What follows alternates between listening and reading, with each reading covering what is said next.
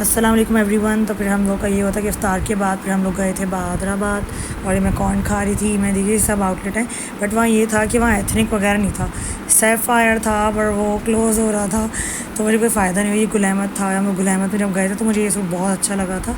इसका कलर अच्छा था पर मुझे समझ नहीं आई थी कौन सी लेनी चाहिए। एक ये वाला भी अच्छा था, इसका फैब्रिक बहुत अच्छा था। वैसे तो मैं लॉन नहीं लेती पर इन्होंने न्यू इंट्रोड्यूस करवाए थे, ये वाला प्रिंट बहुत प्यारा था और ये आई थिंक ये सब 5,000 के थे। तो असल मसला ये था कि लॉन ये लोग बहुत ज़्यादा कॉस्टली कर दिया करते थे या बहुत एम्ब्रॉयडरी वाले होते थे, 2 पीस कॉर्ड सेट इनके पास होते नहीं थे।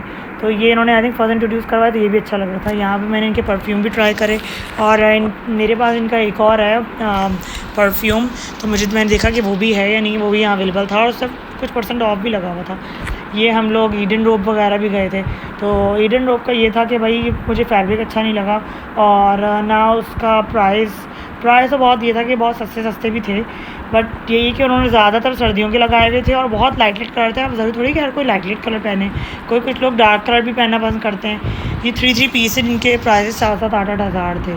तो ये तकरीबन 8 हज़ार का था, 7,800 कुछ इस तरह का। तो ये वाइट शलवार के साथ था, ये शर्ट थी, मतलब अलग अलग सूट थे इस तरह की कैटेगरी का। और ये नहीं था कि मतलब कुछ सेपरेट इनको चाहिए था लगा के रखते। अब जितने जितने रैक थे उसमें देख देख के रखना पड़ रहा था। सब में एम्ब्रॉयडरी वाले, सब में लॉन वाले, सब में 2 पीस कॉर्ड सेट वाले, मतलब हर तरह का सूट हर रैक में था कि मतलब इंसान कंफ्यूज हो जाए कि क्या क्या सीना। अभी देखिए मैं आपको दिखाने की कोशिश करूँगी। आई थिंक कॉर्ड सेट था। अब कॉर्ड सेट एम्ब्रॉयडरी वाले सूट में था जिसमें 3 पीस सूट भी थे, शिफॉन दुपट्टे वाले भी थे, मतलब समझ कुछ नहीं आ रही थी। अब मैं एक रैक से जाके दूसरे रैक में देखती तो वहाँ का भूल जाती कि मैंने देखा कहाँ है। तो यही मसला हो रहा था और वहाँ पे अगर वीडियो बनाओ तो वो लोग अलाउ भी नहीं कर रहे थे। तो चलो अब अलाउ नहीं करो, एटलीस्ट भाई ये बात है जैसे मेरी सिस्टर को लेना था तो वो कैसे लेगी, क्योंकि इनका जाहिर सी बात है जो क्लोथ है वो वेबसाइट में नहीं पता चलते जितना आप फिज़िकल जाके देख कर आते हो। ये एम्ब्रॉयडरी वाला था, ये 15,000 का था। मतलब अगर आप देखना चाहें तो आप लोग देख सकते हैं, बट ये लोग यही कह रहे थे कि हम लोग ऑनलाइन शिफ्ट कर रहे हैं। I think they are in loss. तो अभी हम वापसी जा रहे थे बाइट फॉर लाइफ खाने, ट्रैफिक था और जैसे सैफायर जल्दी बंद हो गया था, बाकी शॉप जल्दी बंद नहीं हो रही थी और मेरा ऐसी रौनकों वाली जगह में जाने का दिल चाह रहा था कि थोड़ा निकलते हैं, थोड़ा आउट रूटीन थोड़ा सा आउट हो जाएगा, अच्छा लगेगा। तो यही था कि पेट वेट तो सबके भरे हुए थे, वरना मैं बाइट फॉर लाइफ भी जाने का सोच रही थी। तो इंशाल्लाह उसका भी सेपरेट ब्लॉग बनाऊंगी और उसका रिव्यू दूंगी आप लोगों को। और बस तो फिर बाइट फॉर सॉरी फिर यहाँ वॉफिल आया और मेरा फेवरेट नोवेयर वाला था जो किटकैट वाला था। मिनी पैनकेक्स खाती क्योंकि वो वाले बहुत हार्ड हो जाते हैं, जो दूसरे वाले होते हैं ना उसको काटना भी ज़रा मुश्किल हो जाता है, गंदगी भी बहुत ज़्यादा होती है, तो ये खाने में ज़रा आसानी हो जाती है। ये बस फिर हमने लिया और फिर हम वापस चले गए। तो इस तरह बस बहुत थकावट हमें हो गई थी। अस्सलाम तो वालेकुम ये जी। बस मेरी अम्मी बेटी ने ने शॉपिंग का हाल बताया। तो उसके बाद फिर हमने जो है ना सहरी का टाइम हो गया, तो सहरी में फिर मैंने सहरी बनाई उसके बाद, और ये मैंने रोटियां बनाई। और तकरीबन उसके थोड़ी देर के 2-3 घंटे बाद ही सहरी का टाइम हो गया था, तो फिर मैंने ये रोटियां बनाई और इस तरह करके मैंने सहरी का किया।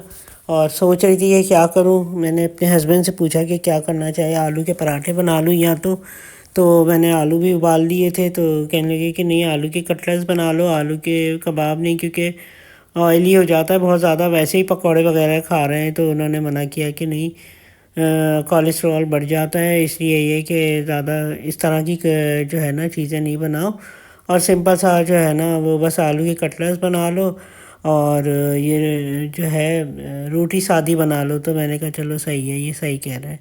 तो फिर मैंने जो है पहले तो रोटी बना ली और उसके बाद मैंने आलू बॉयल जो किए, तो फिर इस तरह करके मैंने आलू के कटलेट्स बनाने के लिए आलू छीले और ये हरा धनिया हरी मिर्चें इसमें आलू की कटलेट्स में डाली, बहुत मज़े के लगते हैं आलू की कटलेट्स भी। और ये इस तरह करके मैंने बारीक बारीक प्याज भी थी तो वो भी काट ली मैंने, इसमें डालने के लिए ज़रा अच्छी लगती है टेस्ट में ना। तो प्याज भी और हरी मिर्चें हरा धनिया ये डाल के, और मैंने जो है ना वो सहरी में आलू के कटलेट्स तैयार करे। और ये खाने में भी अच्छे होते हैं, हल्के फुल्के होती है, और हमने आराम से खा भी पी लिया और ज़्यादा कुछ नहीं करना पड़ा, क्योंकि सालन कभी बचता है कभी नहीं भी बचता, नहीं होता तो फिर मजबूरन कुछ ना कुछ फिर बनाना पड़ता है। तो मैंने एक अंडा जो था वो भी फिर इस तरह करके फेंट लिया और इसमें जो है ना आलू को मैंने मैश किया, सारा हरा मसाला बना लिया था आलू को मैश करके। तो इसके अंदर जो है ना वो सारी चीज़ें डाल के, तो मैंने जो है ना अब इसमें मसाले डाले, नमक डाला, थोड़ी सी हल्दी डाली और पिसी हुई लाल मिर्च थोड़ी सी डाली और जो हम लोग हल्की नमक मिर्च खाते हैं, ज़्यादा स्पाइसी नहीं खाते। वैसे ही आजकल मैदे का चक्कर हो रहा है, क्योंकि इस तरह की स्पाइसी चीज़ें खा खा के हालत बुरी हो जाती है। तो हम इसलिए ये कि आलू की कटलेट्स बना लिए और कुछ जो है ना दही भी रख लेती हूँ मैं। इस तरह करके मैंने फिर ये तल लिया, और तलने के लिए मैंने रख दिया फ्राई पैन में ना। तो ये इस तरह मैंने एक एक करके इसमें डाला, और ये जो है ना तकरीबन आलू की कटलेट्स तैयार हो गए। आलू की कटलेट्स कहें या आलू के कबाब कहें, ये भी कह सकते हैं। तो बस यही हुआ कि फिर थकन भी बहुत हो गई थी, तो हमने इस तरह करके तो ये बना लिया, और अपना सहरी का कम से कम सहरी का काम तो कर ही लिया कि चलो सहरी हो गई। और इस तरह जो है ना हमने ये बना के तो रोज़ा रखा। और सहरी में ज़ाहिर है इतनी ज़्यादा खाया भी नहीं जाता, वैसे भी नहीं ज़्यादा खाया जाता। तो ये कि क्योंकि जो है ना रात के टाइम ज़्यादा खाना पीना मतलब आदत नहीं होती, ज़ाहिर है आधी रात को उठ के खाने में। तो बस ज़बरदस्ती करके कुछ ना कुछ खा लिया हमने, और इस तरह मैंने टेबल लगा दी और इसमें रायता भी बना दिया। और बस ये चीज़ें रखी मैंने, और फिर अगले दिन की ये सुबह हो गई। सुबह मुझे कपड़े धोने थे, कपड़ों का इतना ढेर जमा हो जाता है रोज़ों की वजह से। रमज़ानों में ना कपड़े भी नहीं धुले 5-6 दिन से। तो मैंने सोचा आज मशीन लगा लूँ, तो आज मैंने मशीन लगाई। तो इस तरह मैंने कपड़े धोए, सबके कपड़े धो लिए एक ही साथ सारे। और सर्दी के भी थे, गर्मी के भी थे, उसमें कुछ कपड़े। अब ये धो धुला के मैं फिर इसको जो है ना सर्दी के अंदर रख दूँगी, और गर्मी के मैंने डाले। और धूप भी देखिए अच्छी तेज़ आ रही है, तो मैंने सोचा कि चलो अच्छा है जल्दी जल्दी करके तो ये कपड़े धुल जाएंगे। तो मेरे ये कपड़े मैंने सारी मशीन लगाई थी छत पे। तो ये देखिए मेरी नॉर्मल वाली मशीन है, और मेरे पास ऑटोमेटिक मशीन भी है, और मेरे पास ये ड्रायर भी है। मेरे पास 3-4 मशीनें हैं तकरीबन कपड़े धोने वाली। तो ये जो है ना मैंने इस तरह करके तो वॉशिंग मशीन लगाई हुई थी। ये देखिए ये इसमें जो है ना कंबल भी धुल रहा है। ये कंबल जो है ये वो वाला है फ्रीज थ्रो जो होती है वो भी धोया है, और जो है ना एक मोटी चादर भी धोई है।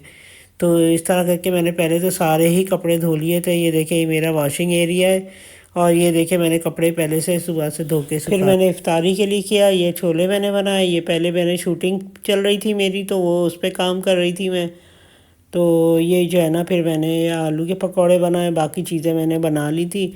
छोलों की चाट बना ली थी, क्योंकि मैंने जो है ना शूटिंग करी थी, तो उसमें मैंने बताया था, रेसिपी दी थी छोलों की पकौड़ों की, तो उसकी वजह से वो भी तैयार हो गए थे। और ये आलू के पकौड़े एंड में बना रही हूँ मैं, क्योंकि ये रह गए थे। बाकी सब चीज़ें तकरीबन तैयार हो गई थी, तो मैंने टाइम पे सब चीज़ें तैयार कर ली थी। और ये है कि देखिए इस तरह करके मैंने सारी चीज़ें तैयार कर ली हैं। और मैंने और भी इस तरह करके पकौड़े बनाए। हमारे यहाँ ये है कि आलू के पकौड़े ज़्यादा शौक़ से खाए जाते हैं। बच्चे ज़्यादा शौक़ से आलू के पकौड़े खाते हैं, जबकि प्याज़ों वाले जो हैं वो बड़े खा लेते हैं। तो इसलिए प्याज के जो है वो कम बनते हैं, और जो आलू के पकौड़े वो ज़्यादा बनते हैं। तो ये है कि फिर मैंने ज़्यादातर आलू के ही पकौड़े बनाए, और इस तरह करके मैंने ना जल्दी जल्दी करके तैयार किया। और अपनी रेसिपी भी दे रही थी मैं, तो उसका भी उस पर भी काम चल रहा था। तो इस वजह से जो है ना मैंने उस पर भी काम किया। और आज बहुत थकन हो गई थी, क्योंकि काफ़ी सारा डबल काम हो गया, डबल टिबल काम हो गया था, कपड़ों का भी और इसका भी। तो मैंने फिर ये सारा काम ख़त्म किया। तो ये देखिए तकरीबन हमारे ये तैयार हो गए, और मैंने चूल्हा बंद कर दिया एंड में। और ये मैंने टेबल लगा दी थी, टेबल सेट कर दी थी। ये देखिए सारा मेरा उसी का ही पकौड़ों का काम हो रहा है, जो मैंने रेसिपी दी है तो वो काम हो रहा था। तो उसके बाद मैंने ना ये सब चीज़ें करके तो मैंने ये फ्रूट चाट बनाई। फ्रूट चाट जो है वो बना के तो वो तैयार करी मैंने। उसमें ये देखिए सारी मेरी टेबल तैयार हो गई।